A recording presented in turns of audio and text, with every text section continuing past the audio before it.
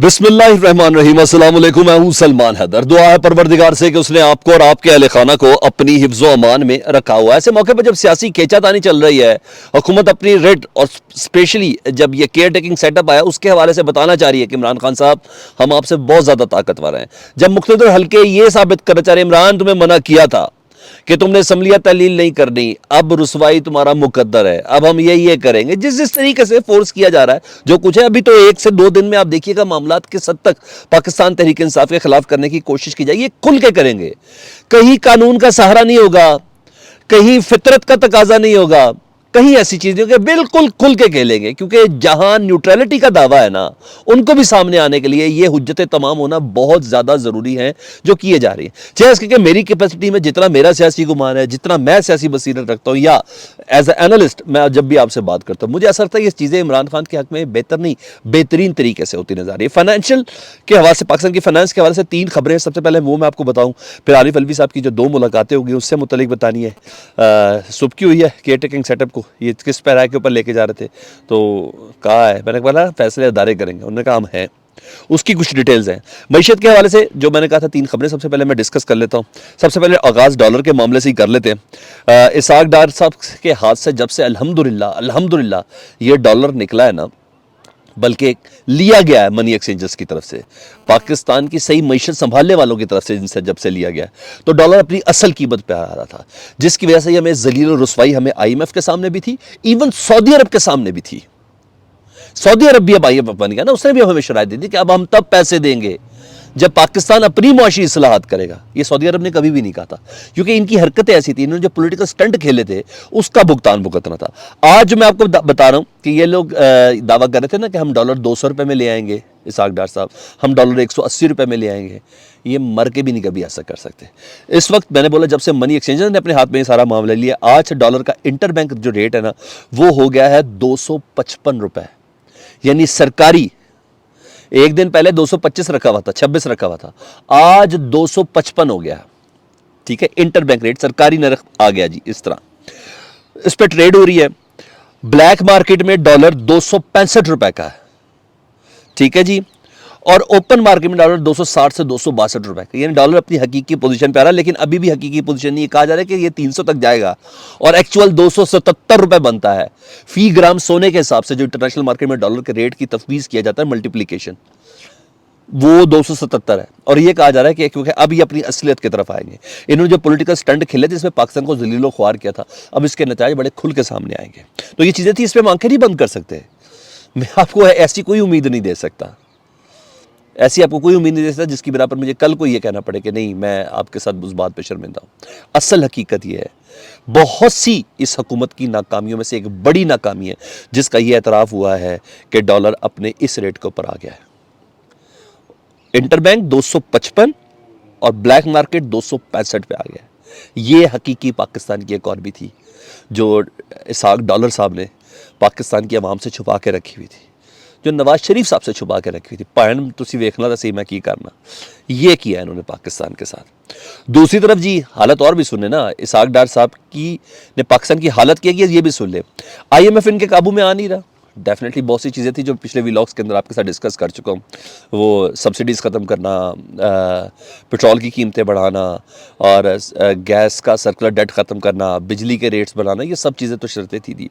Isaac डार साहब ने पहले भी अमेरिका के 2 महीने पहले भी पाँव पकड़े थे, अमेरिका जब गए थे, फिर उन्होंने अमेरिका में पाँव पकड़े, और पहले ये काम पाकिस्तान के आर्मी चीफ करते थे, जनरल बाजवा साहब, हालांकि उस वक्त भी उनका काम नहीं था।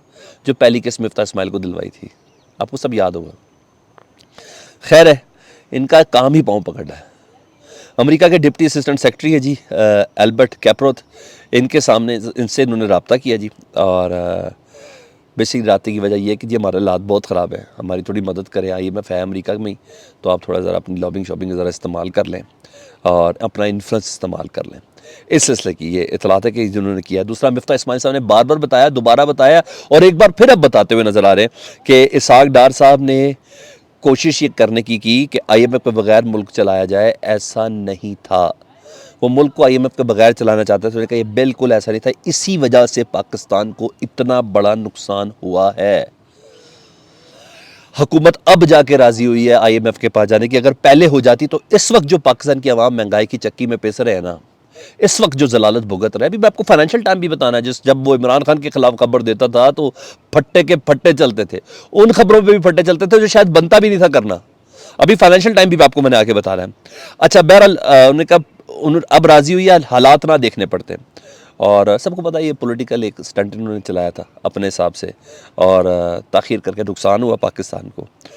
अब आ जाओ फाइनेंशियल टाइम्स की खबर। फाइनेंशियल टाइम वही है जी जिसे लूटन क्लब की खबर दी थी इमरान खान साहब की, नकवी साहब की। तो कहा गया था जी पाकिस्तान के पैसे इन लोगों ने पाकिस्तान तहरीक इंसाफ को जो गैर मुल्की फ़ंड्स हुए, गद्दारों के फ़ंड्स जो हुए हैं पाकिस्तान तहरीक इंसाफ की पार्टी फंड्स के अंदर, उसके अंदर लूटन का भी नाम शामिल था, नकवी साहब का। तो फाइनेंशियल टाइम ने वो खबर ब्रेक की थी और काफ़ी ज़्यादा नोटिस भी इमरान खान साहब को, अब तो नाअहली भी भुगतने के चक्कर में इमरान खान साहब उसके ऊपर ना, तो बड़ी खबरें दी थी। फाइनेंशियल टाइम्स जब लिखा है कि पाकिस्तान की मईशत डूबने के खदशात सीरियसली मंडला रहे हैं, मतलब मईशत डिफॉल्ट होने के करीब है, ये फाइनेंशियल टाइम कह रहा है, इसको भी उतना ही सीरियस लेना। और फाइनेंशियल टाइम कह रहा है तो इसका मतलब है कुछ कह रहा है। दुनिया ने इन इन इन जरीदों को देख के पाकिस्तान के साथ कारोबार कर रहा है। पाकिस्तान की जो माशी साख है ना, वो इन जरीदों ने बनानी है।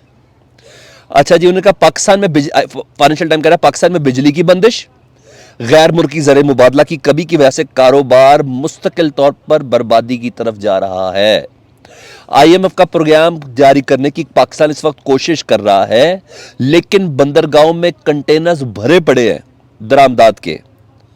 दरामदी अशिया के भरे पड़े, लेकिन डॉलर की कमी की वजह से, एलसीज ना खुलने की वजह से, डॉलर के छुपा के रखे जाने की वजह से और उसको आर्जी तौर पर उसकी कीमत को मुंजमद करने की वजह से पाकिस्तान को ये नाकामी का सामना देखना पड़ा है।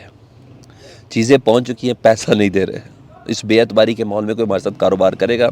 फाइनेंशियल टाइम कह रहा है टेक्सटाइल समेत दीगर फैक्ट्रियां खाम माल की वजह से बंद हो रही हैं। टोयोटा सुजुकी वगैरह तो बंद हुई हुई है, मैं बाकियों की बात बता रहा हूँ। निशात तो बंद हुई है, बाकियों की बातें कर रहे हैं फाइनेंशियल टाइम्स वाले, बंद हो रही है। अब तो फाइनेंशियल टाइम कह रहा है यार अब तो बातें सीरियस ले लो। और दूसरी तरफ इनकी हरकतें बताऊं क्या है, जो सवाबदीदी फंड होते हैं ना असम्बली के, सारे अपने तादी रह गए ना अंदर, 264 60 64 बंदे, उन सब के सवाबदीदी खराजात में इजाफा कर दिया है, 190 अरब रुपए तक बढ़ा दिए। ये पाकिस्तान की हालत है और ये लोग अय्याशियां कर रहे हैं। सवाबदीदी फंड में 190 अरब रुपए तक बढ़ा दिए जी। MNAs के, जो इनके MNAs और इनके तहदियों के MNAs है, पेट भी तो भरना है सर, ऐसे थोड़ा रजीम चेंज हुआ है, ऐसा थोड़ी इमरान खान का मक्खू ठप्पा है लोगों ने, इन्होंने किसी खास तरीके से हुआ, ये सारा पैटर्न इस वजह से चल रहा है। और सुने, जजेस के घरों के लिए, उनकी तज़ीन और आराइश के लिए अरबों रुपए जी, और ये तफीज़ किए गए हैं बजट के अंदर। मिनी बजट अभी 200 अरब का वैसे ही आ रहा है। तो ये खबरें मैंने कहा ये मैं आपको बताऊं, ये असल हकीकत है पाकिस्तान की, ये अब तक पहुंचना ज़रूरी है। अब दूसरा जो जी निगरान हुकूमत ने डेफिनेटली बनाई इसलिए कि थी इंतकामी कार्रवाई करनी, सियासी भी थी, एडमिनिस्ट्रेटिव भी थी, और कुछ सारी बातें अब कानूनी मामलात को भी देखना है। कानूनी मामलात देखना है तो जो प्रोसिक्यूटर्स होते हैं ना सूबे, उनका अपना होना बड़ा ज़रूरी है। उन प्रोसिक्यूटर्स ने जारी बात है इनको फिर केसेस झंझट दूसरी चीज़ों में डालना, अभी तो जोर आजमाई करनी है पाकिस्तान तहरीक इंसाफ के कारकुनों से और रहनुमाओं के साथ। अभी तो सिर्फ फवाद चौधरी पकड़े गए हैं, तो इन तमाम चीज़ों को परसू किसने करना है, परवेज़ इलाही को किसने कंध के साथ लगाना है? ये सब करने के लिए इन्होंने 20 लॉ अफसर तब्दील किए। मोहसिन नकवी साहब की एडमिनिस्ट्रेशन ने 20 लॉ अफसर तब्दील किए पंजाब में, और इसमें JIT के वो प्रोसिक्यूटर भी शामिल थे जिन्होंने इमरान खान के कातलाना हमले की JIT की इमीडिएट रिपोर्ट अदालत के अंदर जमा करा दी थी ताकि रिकॉर्ड का हिस्सा हो जाए, वो भी शामिल थे। इन्होंने लाहौर हाई कोर्ट में चैलेंज किया मोहसिन नकवी साहब की इस गवर्नमेंट को। निगरान हुकूमत के ऑर्डर को उड़ा के रखा लाहौर हाई कोर्ट ने, तमाम अफसर बहाल किए, लॉ अफसर 20 के 20, और मतलब अदालत ने कहा ना आप जानिबदारी कर रहे हैं, ये गैर कानूनी गैर आईनी चीज़ आपने की है, निगरान हुकूमत की ये औकात नहीं है, ये डोमेन नहीं है जिसको आपने किया है। इस फैसले को उड़ा के रखने का इसके अलावा और कोई भी मतलब नहीं है। बहरहाल 55 नए लॉ ऑफिसर्स की इजाज़त भी दे दी है, जो नए थे उनको का अपना काम जारी रखें। लेकिन बहरहाल यूँ इनकी हरकतें चल रही हैं, कहीं कहीं दफ दोनों हाथों से भी बज रही है, कहीं किसी और तरीके से चल रही है, लेकिन ये चल रहा है। दूसरा, सदर आरिफ अलवी की चंद घंटों में 2 मुलाकात, इमरान खान साहब ने उनको बुलाया हुआ जी कल से, और बड़ी संजीदा नौयत की डेफिनेटली मुलाकातें और अहम मुशावरत चल रही हैं। जो मेरे पास इतलात है, पंजाब और खैबर पख्तूनख्वा के गवर्नर्स ने अभी तक डेट्स नहीं दी है ना इलेक्शन की, और ये अब आईनी ओहदा है और ना देना उनका डेट काफ़ी डाउटफुल भी है। तो आईनी ओहदा, तो इस आईनी ओहदे के सरबराह जो है ना वो आरिफ अलवी साहब है। तो उम्मीद है कि वो ख़त लिख देंगे कि आपने अभी तक डेट्स क्यों नहीं दी हैं। पाकिस्तान के ये 2 सूबे जो हैं अभी तक इनकी डेट्स अनाउंस हो जानी चाहिए थी। और दूसरा सियासी जंग भी है, एतमाद के वोट की टाइमिंग्स डिसाइड होनी है, उस पर बात हो रही है। और क्योंकि बैक एंड पे ये कई लोगों से राब्ते में तो है पीटीआई, इमरान खान साहब खुद भी कह चुके हैं, मैंने आपको केपीके के हवाले से भी कोई रिप्रेजेंटेशन बताई थी पीडीएम की, और पंजाब और सेंट्रल पंजाब और जनूबी पंजाब के हवाले से भी बताई थी। कोई 13-14 तो हैं, 13 से 14 अफराद तो हैं जो इमरान खान साहब को सपोर्ट करना चाहते हैं कौमी असम्बली के अंदर, यानी खैर हाजिर रह के। तो टाइमिंग क्या है, ग्राउंड कौन सी बनानी है, एतमाद का वोट के लिए सदर ने भी तो ग्राउंड बना रही है ना, तो वो वक्त वो भी सब चीज़ें तैयार हो रही है। तो ये वो चीज़ें थी जिसकी बिना पर ऐसा लग रहा है कि सियासत खींचातानी में पाकिस्तान का फाइनेंस की जो पोजीशन है वो बहुत मखदूश हो रही है। फीडबैक से मुतल्लिक़ ज़रूर कीजिएगा, अपना बहुत ख्याल रखें। अल्लाहुम्मा सल्ली अला मुहम्मद व आले मुहम्मद।